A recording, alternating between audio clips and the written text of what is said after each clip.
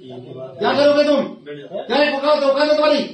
यही तो चीज है सर, हमारा यही लड़ाई, हमारी कोई नहीं, ये कोई लड़ाई। नमस्कार दोस्तों, अहंकारी कलेक्टर ने ड्राइवर से पूछा क्या औकात है तुम्हारी। ड्राइवर ने कहा यही तो हमारी लड़ाई है कि औकात कोई औकात नहीं है हमारी। यह किसी फिल्म का दृश्य नहीं है बल्कि उस देश की तस्वीर है जब नागरिक अपने हक और अपने अधिकारों की रक्षा के लिए मांग करता है या हड़ताल पर जाता है जो कि लोकतंत्र ने उसको दिया है।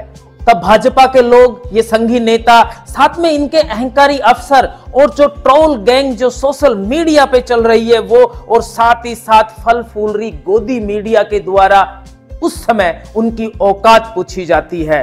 मुफलसी और मजबूरी है जनाब। अगर कोई रोजगार मिला होता तो फिर ड्राइवरी करने की क्या जरूरत पड़ती। याद कीजिए किसान आंदोलन के समय किसान भाइयों से उनकी औकात पूछी गई थी। उनकी जाति के ऊपर तो कभी उनके धर्म के ऊपर चर्चा की जाती थी। जब जब मोदी सरकार आम जन की राय जाने बिना कोई तुगलकी फरमान जारी करती है तब तब सवाल करने वालों से उनकी औकात पूछी जाती है। नोटबंदी के समय जनता की, लॉकडाउन के समय मजदूरों की, जीएसटी के समय व्यापारियों की और कृषि काले कानून के समय किसानों की, अग्निवीर जब लेके आए तब युवाओं की, और आज जब हिट एंड रन कानून लेके आए हैं तो ड्राइवरों की औकात पूछ रहे हैं। ये तो कुछ लाख ड्राइवरों की हड़ताल जिसे ही देश ठप होने के कगार पे पहुंच गया, जो कि ड्राइवरों की संख्या करोड़ों में है। अगर सभी अपनी औकात पर आ गए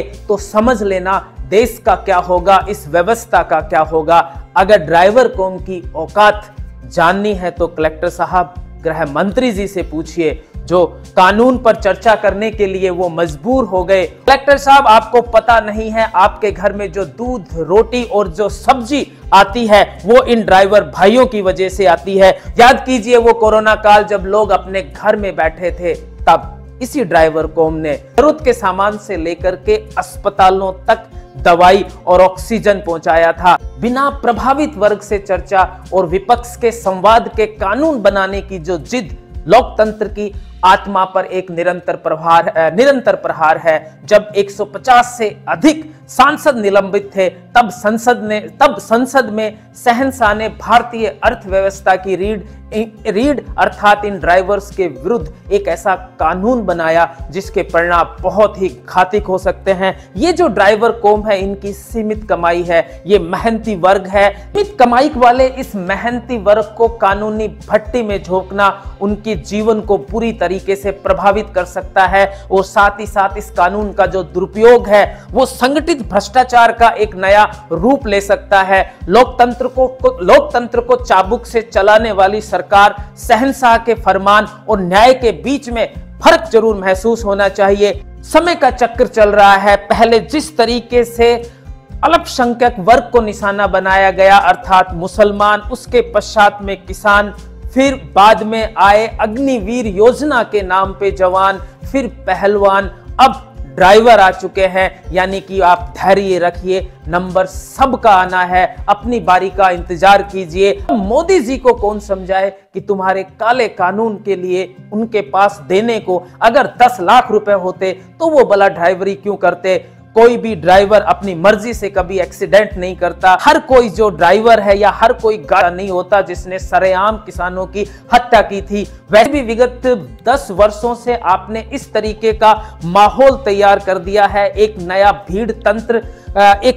तंत्र के रूप में भीड़ ने एक रूप ले लिया है। तो उस समय बताइए, एक्सीडेंट के समय भला कौन ड्राइवर वहां पे रुकेगा, क्योंकि भीड़ का ना कोई चेहरा होता है, भीड़ ना कोई कानून समझता है। वैसे मैं आपको एक बात बताऊं, मोटरसाइकिल से लेकर के जो गाड़ी चलाते हैं हर वो शख्स ड्राइवर है, अर्थात हर उस शख्स के ऊपर ये कानून लागू है। लेकिन हम सलाम करते हैं ड्राइवर कौम की जिन्होंने अपने अधिकारों की रक्षा करी, हर उस नागरिक की आवाज उठाई जो हर नागरिक को उठानी चाहिए थी। खैर, आप सभी की एकजुटता के कारण सरकार ने अपनी औकात जरूर दिखाई दी है और उस कानून के ऊपर विचार विमर्श करने का निमंत्रण दिया है, साथ ही साथ इसे न लागू करने का वादा भी किया है। लेकिन ध्यान रहे, कानून वापसी लेते समय, जो कृषि काले कानून थे वो वापसी लेते समय, उस समय भी एमएसपी का जो कानून था उस पे वादा किया गया था कि उसको किस तरीके से एक नया कानून बनाया जाएगा, लेकिन आज तक